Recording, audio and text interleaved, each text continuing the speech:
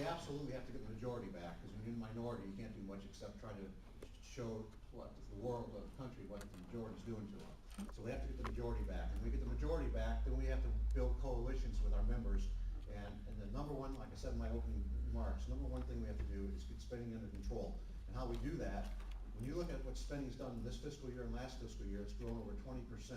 We have to go, I think we can go right back down to 07 baseline spending, non-defense spending at baseline, and get down there and cut taxes.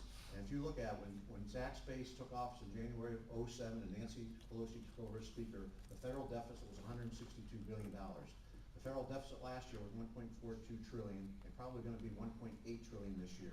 Our debt is just piling up. So we got to get that under control. And how we do that is we go back to baseline spending, we audit all the agencies, and we, with a fine-tooth comb, we go through and make the cuts we make. And I realize a lot of it's in entitlements. We got the same issue here in the state budget where 80% of our money goes out, leaves Columbus to do all the other programs. And it's interestingly, our entitlement programs right now are about $2.2, $2.5 trillion. That's the amount of revenue that the federal government will bring in this year. And that's why we have a deficit at 1.8. And we cannot expand the entitlements like we did with the health care. And then also, when we talk about cutting taxes, we need to realize that Obama, Pelosi, and Space and everybody are raising taxes. Capital gains rates is going to go from 15% to 20% at the end of the year. Plus, they're going to add on for the new health care on unearned income another nearly 3%. So we're raising taxes. Of course, the estate tax, the death tax goes back to where it was several years ago at a $1 million exemption and about 55% tax rate. So we cannot let that happen. We're going to roll those back and send them clear signals.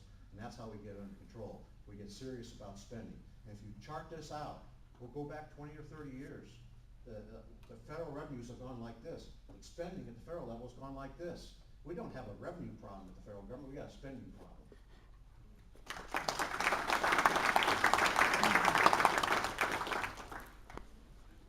Well, it has been articulated, to bring down taxes, of course, we're going to have to take back control of the House and the Senate, different things like that. And I think that it's pretty much across the board. Most conservatives are going to say we need to drop taxes. But unlike what happened in 2000, we can't lower taxes and increase the government. We voted Republicans in by a landslide in 2000. That's exactly what happened. And the bottom line is this. If we don't grossly reduce the size of the federal government, we're in trouble. We're not talking about, let's tweak this, let's lower this, let's try to draw down spending over here, let's cut spending. Every time they say that, every time a politician says that, you hear, well, we cut $1 billion here. That's a lot of money. But when you're talking about $1 trillion, point something, or even 200 and some billion as it was before, it's insurmountable what we're talking about. We have to grossly cut down the size of our government. There's only one way to do that, to reestablish, to work with others there on Capitol Hill that have a heart and a conviction for the Constitution and our Founding Fathers and reestablish the restraints and the authority of that document. Because it's that document that keeps our federal government. You know how many programs in the government are unconstitutional? Now, that's not going to change. I'm not saying you elect me and that's going to change. But a process that can begin that will really drop our government down. And that's what we have to do. Or your children and your grandchildren aren't going to be poor. They're going to be oppressed. Yeah. That's exactly what's going to happen. And I understand this about jobs. It's not the federal government's responsibility to create jobs. People keep asking me, what are you going to do to create jobs? That's the problem. We keep looking to the government saying, why aren't you creating jobs? We're hearing it here today. We're going to create jobs. It's not the federal government's responsibility to create jobs. It's its responsibility to protect the integrity of the free market system so that the entrepreneurs and the business owners can do the job creating. And unfortunately, entitlements, because of all of the gross spending that's going on, there's a lot of things that are going to have to be brought down to a reasonable, manageable size.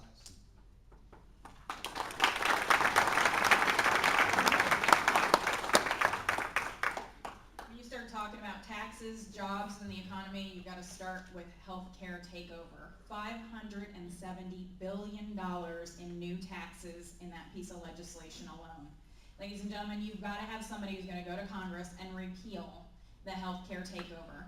Congress did not have the constitutional authority to take over 1/6 of the economy, and the uncertainty caused by higher taxes in the healthcare reform, cap and trade, and other legislation is causing our economy to move backwards, not forwards. As we sit here tonight, 89% of our electricity in Ohio comes from coal.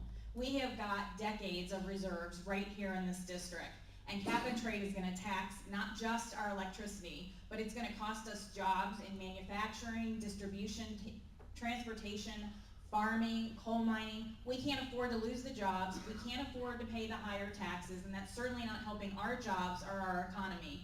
We've got to get healthcare reform, we've got to get that taken off the table, we've got to get it repealed, we've got to get cap and trade off the table, we've got to move back to a constitution-based government that understands that 80% of all new jobs come from small businesses. And small businesses are not going to be adding jobs until we reduce the size of government, lessen the tax burden, and lower regulations. So we've got to go forward on those and start with these massive pieces of legislation that are causing us to lose jobs and causing our economy to constrict at the time we need it to expand.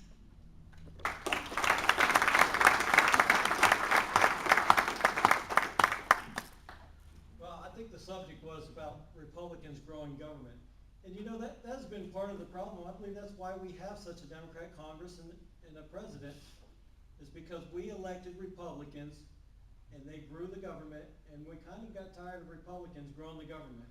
So Republicans kind of got to where we weren't as motivated as the Democrats the last election, because we've seen it. You know, the last George W. Bush, we created a No Child Left Behind, where the federal government takes your money and will not give it to your children's school unless the school teaches what the federal government says. This was founded by Republicans. Things like this have to stop. See, this is why we got discouraged with our Republican leaders, and we stopped. You know, Rush Limbaugh always says, the party that wins is the party that gets its own people motivated. Well, us as Republicans, conservative Republicans, I think we're kind of discouraged because we saw our Republicans growing government, taking over government, doing unconstitutional things, and so I think that's why we got discouraged. You know, I believe we're going to have anywhere from 50 to 75 new congressmen coming into Washington. And that's what we're going to do. We're going to have to rally around with those, and we're going to have to put a strong foot and say, no, this is unconstitutional. We as a group will not support this, and we can make sure that the Republican Party no longer leans to the left and increases the size of government. We have to push the conservative agenda, and that's what we have failed to do as Republicans, and that's what we need to do, is go back to the conservative fundamentals, and we have to push that one.